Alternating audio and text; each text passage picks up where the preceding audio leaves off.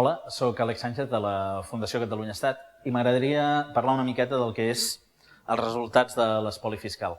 Aquests diners que enviem cap a Madrid i es queden allà i no tornen.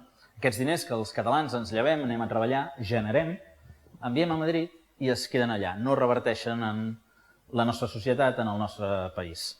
El que preocupa d'aquest tema és que un de cada 5 catalans està en risc de pobresa, o una de cada 3 dones més grans de 65 anys està en risc de pobresa, o 5 de cada 1.000 catalans tenen problemes d'habitatge. I la cosa que potser és més preocupant de totes és que un de cada 4 nens catalans està en risc de pobresa. Fixeu-vos que tenim tants problemes de finançament dins d'aquest context de crisi que fins i tot els municipis no poden donar els serveis que haurien d'estar donant i els han de donar entitats com és la Creu Roja. La Creu Roja ha repartit 4,3 milions de quilos d'aliments perquè els catalans puguin menjar tots els dies.